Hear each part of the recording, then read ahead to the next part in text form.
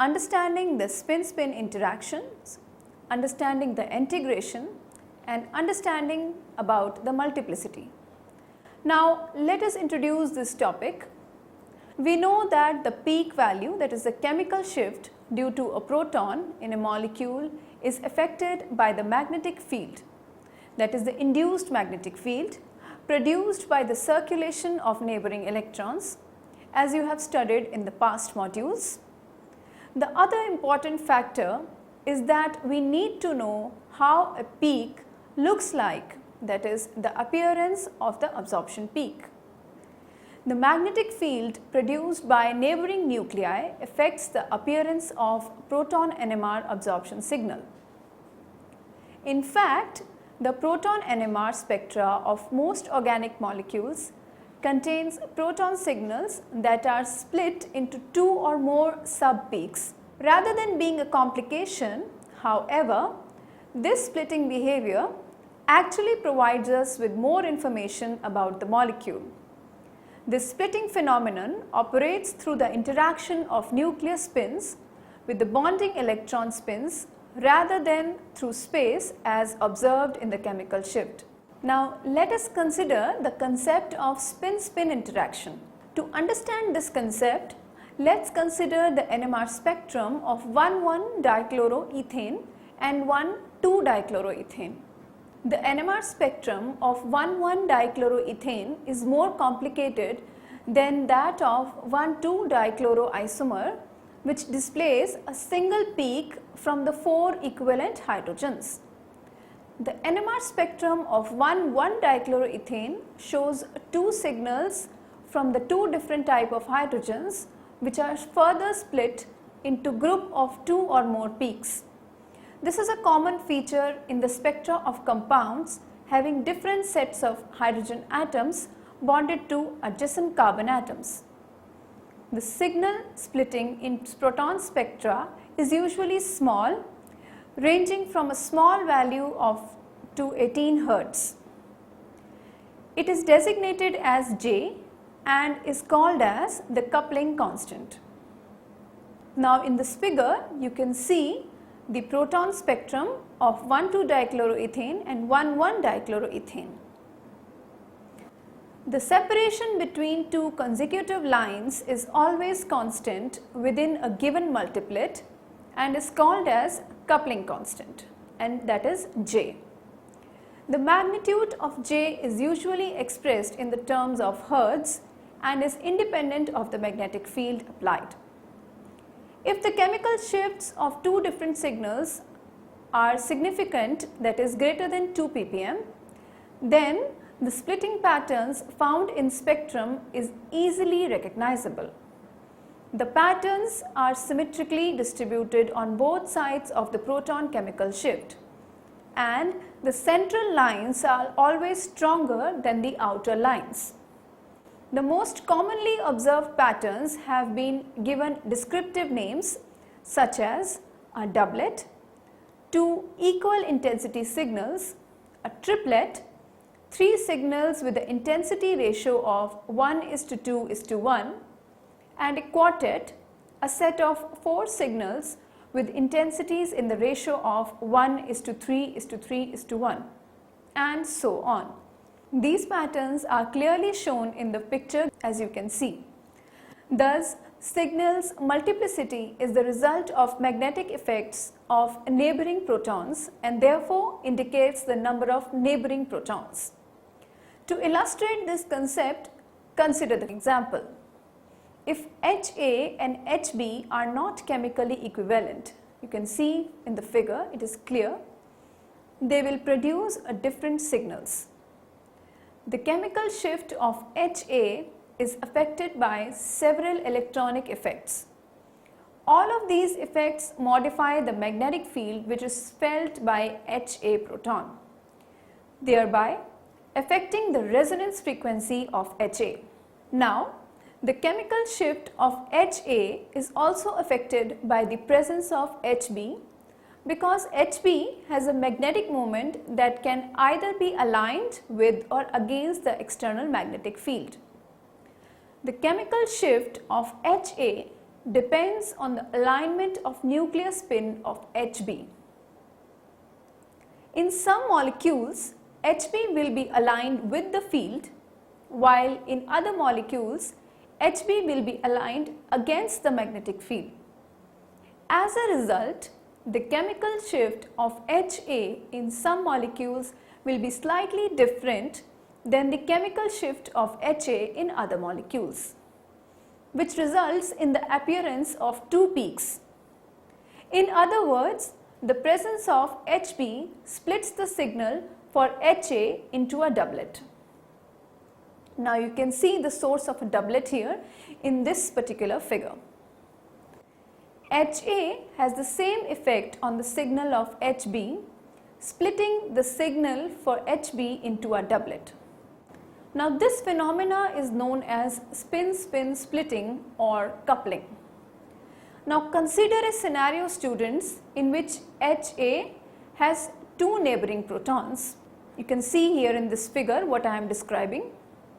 The chemical shift of Ha is impacted by the presence of both Hb protons, each of which can be aligned either or against the external magnetic field which is applied.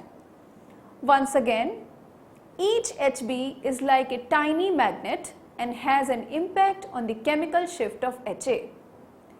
In each molecule, students, Ha can find itself in one of the three possible electronic environments, resulting in a triplet. If each peak of the triplet is separately integrated, a ratio of 1:2:1 is observed, consistent with statistical expectation. Now you can see this all which has been described in this particular figure. Now let us consider another scenario, students, in which Ha has three neighbors, all of which are Hb on a single carbon. The chemical shift of Ha is impacted by presence of all the three Hb protons now, each of which can be aligned either with or against the magnetic field in the same way as has been described before. Once again, each Hb is like a tiny magnet and has an impact on the chemical shift of Ha. Now in each molecule, Ha can find itself in one of the four possible electronic environments, resulting now in a quartet. If each peak of the quartet is integrated separately, a ratio of 1:3:3:1 is observed, consistent with statistical expectations.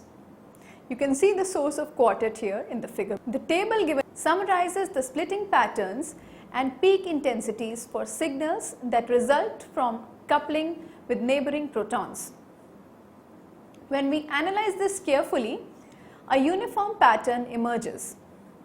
If n is the number of neighboring protons, then the multiplicity will be n plus 1. This observation is called n plus 1 rule. Now you can see here how the intensities will vary for a doublet, triplet, quartet, quintet, sextet and septet. And now let us move on. The spins coupling is transmitted through the connecting bonds. For spin-spin coupling to be observed, the sets of interacting nuclei must be bonded in relatively close proximity. That is, they must be either vicinal or geminal, or be oriented in certain optimal and rigid conformations for splitting to be observed. Now students, there are two major factors that determine whether or not splitting occurs. First is that equivalent protons do not split each other. Consider the two methylene groups in 1,2-dichloroethane again, like the first example. All four protons are chemically equivalent and therefore they do not split each other. In order for splitting to occur, the neighboring protons must be different than the protons producing the signal. As you can see in this figure, it is having four equivalent protons, thus no splitting. Point number 2, splitting is observed for non-equivalent protons on the same carbon or adjacent carbons Or let us put it in another words, we can say that splitting is observed when protons are separated by either 2 or 3 sigma bonds. That is, when the protons are either distereotopic protons on the same carbon, that is geminal, or when they are connected to adjacent carbon atoms, also termed as vicinal. Now you can see here how geminal or vicinal protons can cause splitting. However, splitting is not generally seen when they are too far apart, that is when they are separated by one carbon atom. When two protons are separated by more than 3 sigma bonds, splitting is generally not observed. Such long range splitting is only observed in olefins, acetylenes, aromatics, heteroaromatics and in strained ring systems such as bicyclic compounds. This type of long range coupling will be discussed later in this module. Let us now come to the discussion of coupling constant. The distance between the centers of two adjacent peaks in a multiplet is called coupling constant or spin-spin coupling constant, and it is denoted as J, as has already been told to you. The magnitude of J is usually expressed in the unit of Hertz and never in delta or ppm values. The value of J remains constant and does not depend on the magnetic field. Therefore, the separation between two peaks in a multiplet always remains constant, but if the separation changes, that means that they are representing different signals or does not belong to the same peak or multiplet. The separation of peaks, that is the J value, in two coupled multiplets are exactly equal. In the proton spectrum of 1,1,2 trichloroethane, two multiplets, one doublet and one triplet are observed. The J value in the doublet is exactly the same as in the J value of a triplet, and the value is 6.1 Hertz. Now you can see here how it is calculated and how it is being seen in the triplet and in the doublet. Since the coupling constant JAB quantifies the magnetic interaction between HA and HB hydrogen sets, and this interaction is of the same magnitude in either direction.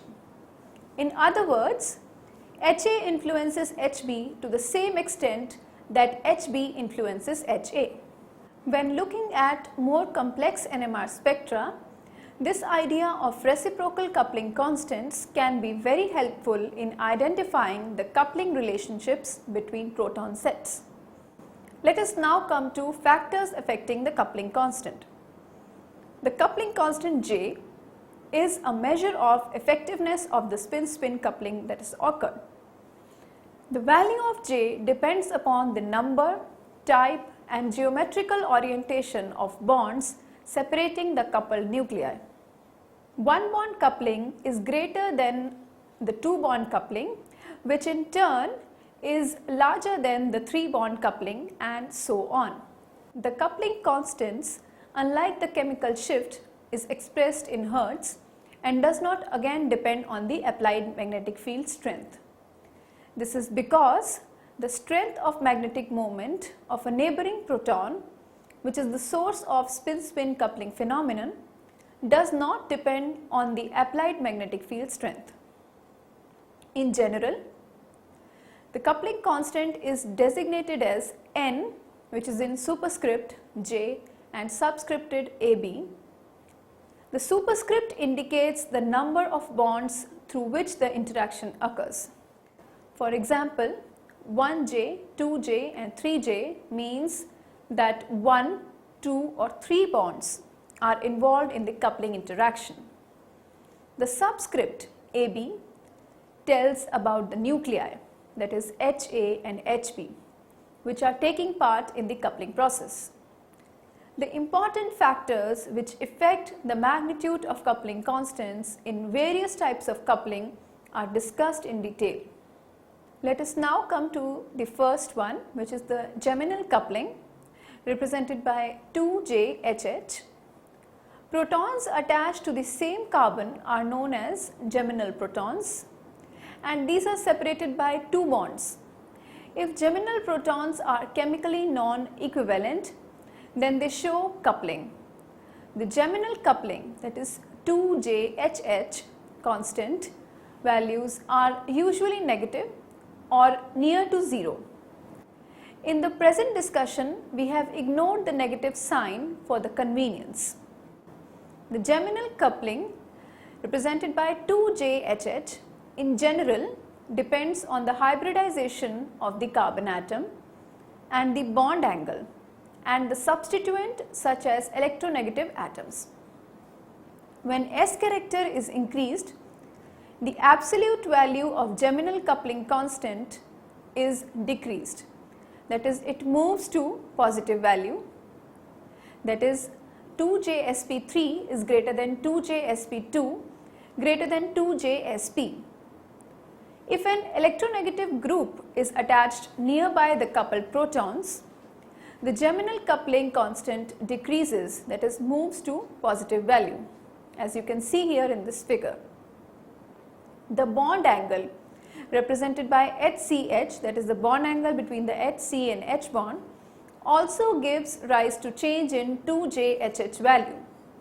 In general, students, the value of 2J coupling constant increases as the bond angle between the coupling proton decreases. As the angle decreases, the two atoms come closer and hence the interaction between the electron spin becomes greater. Thus, geminal coupling constant can also help in determining the ring size. As the ring size increases, the absolute value of geminal coupling constant also increases. As you can see in the figure, as the CCC bond angle in the ring increases, that is from 3-member to 6-membered rings, the complementary HCH bond decreases in the angles, that is from 3-membered to 6-membered rings again, and consequently the geminal coupling constant increases. Let us now consider the vicinal coupling, represented by 3JHH. Protons attached to the adjacent carbon atoms are called as vicinal protons and thus are separated by 3 bonds. Vicinal coupling constant always has a positive value and depends on the dihedral angle. Dihedral angle is the angle of rotation and the angle between HCCH, the carbon-carbon bond length and the effects of electronegative atoms. Now, this figure describes the dihedral angle. Now, let us now consider another point. The vicinal coupling constant is the largest when the dihedral angle is 0 and 180 and the smallest, that is 0, when the angle is 90. The side-side overlapping of the two CH bond orbitals is maximum at 0 degrees, whereas the CH orbitals are parallel and is minimum at 90 degrees, where they are perpendicular. At 180 degrees, overlapping with the back lobes of orbital occurs. Martin Karplus derived an equation which relates the vicinal coupling constant with the dihedral angle by a mathematical equation which can be put as 3J is equal to 7 minus 0.5 cos phi plus 4.5 cos square phi. The valence angle also changes the value of 3JHH coupling constant. Valence angle is related with ring size. In general, as the valence angle increases, the coupling constant also increases.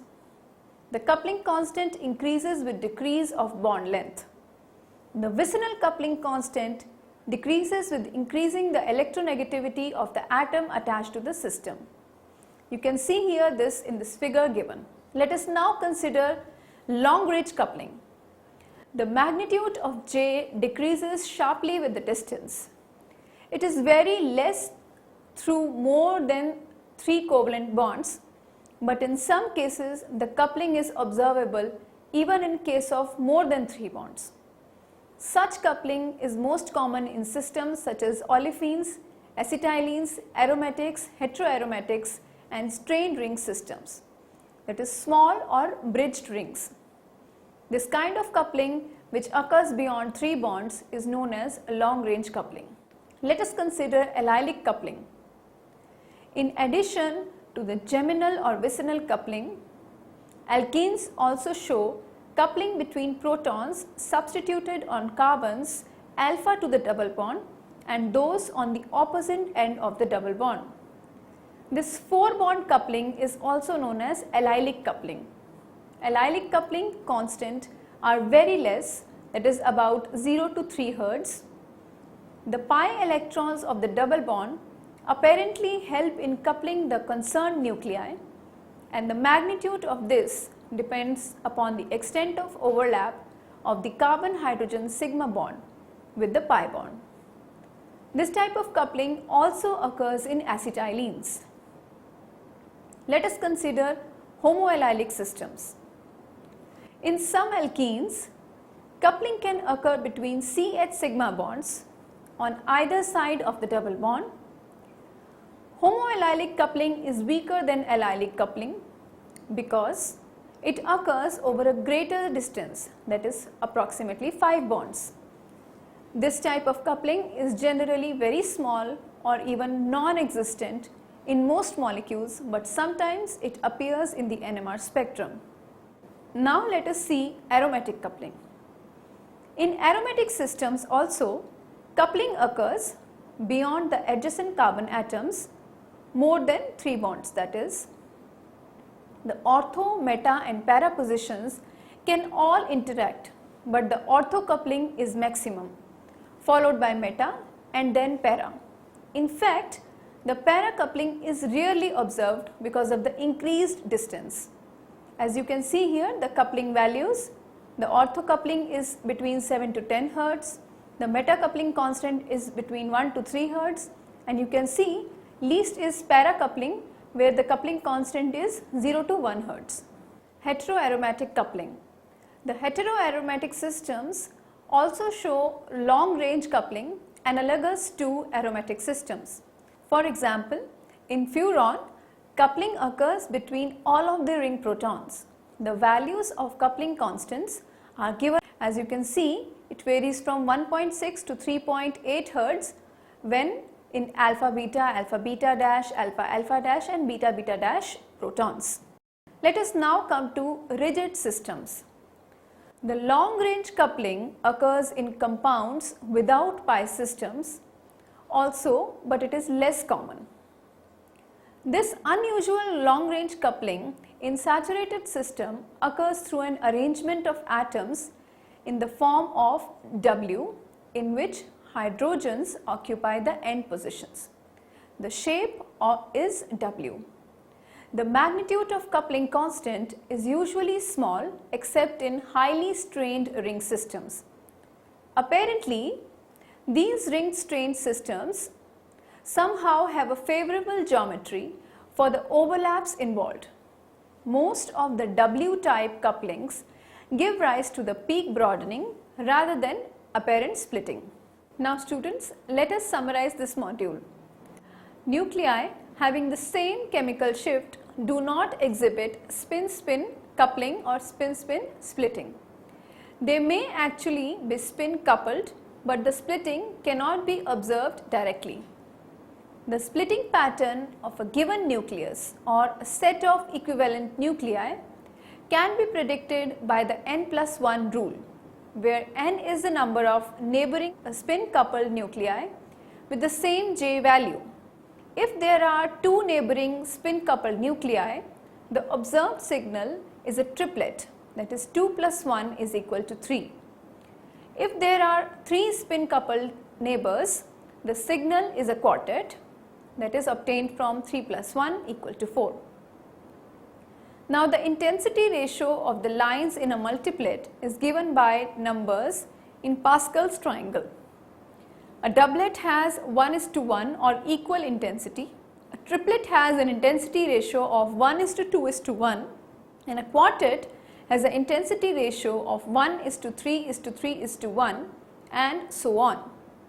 In general, the central lines or line in a multiplet are stronger than those of the periphery. The magnitude of the observed spin splitting depends on many factors and is given by the coupling constant J, and the units of J are hertz. The value of J is same for both partners in a spin splitting interaction and is independent of the external magnetic field strength. Protons that are separated by more than 3 single bonds usually do not couple because they are not close enough to each other to be influenced by each other's magnetic fields. Lastly, long range coupling may also be observed in molecules having olefins, acetylenes, aromatics, heteroaromatics and strained ring systems, that is small or rich systems of ring.